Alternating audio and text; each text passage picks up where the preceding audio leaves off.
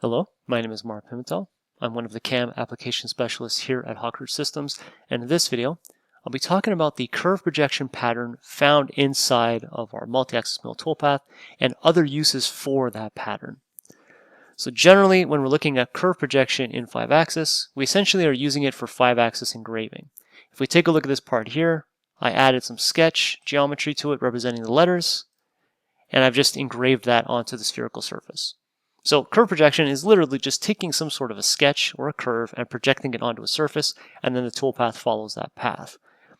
That immediately yields itself to engraving, but there's other uses for that functionality.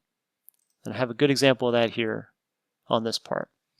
If we take a look at this piece of sheet metal, this curved edge here overhangs the hole by just enough that I can't just simply machine that out with just a simple flat end mill. That undercut there gets in the way. So what we can do with curve projection is, if I show you what I've added to this part, I actually have a sketch of the trajectory I want the tool to follow. I basically just want the tool to come down, get under that undercut, and then go down in the hole. And I can do that with some sort of reduced neck tool. In this case, I'm using a keyway cutter. In order to actually use that trajectory, I just need to project it onto a surface. So I literally took that curve, that sketch, and turned it into a surface, and then I'm going to project that curve back on itself, back onto that surface. And if we take a look at my toolpath here, that's all I've done. In pattern, I used curve project.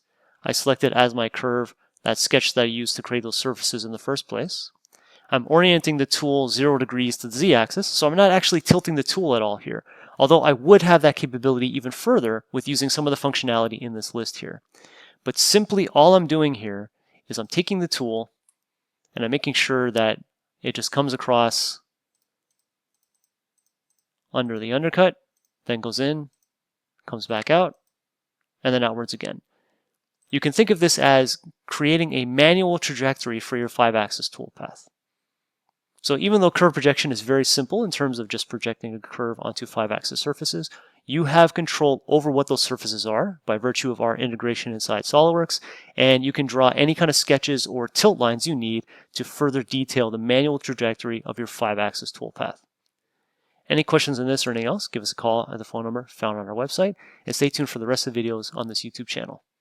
Thanks for watching.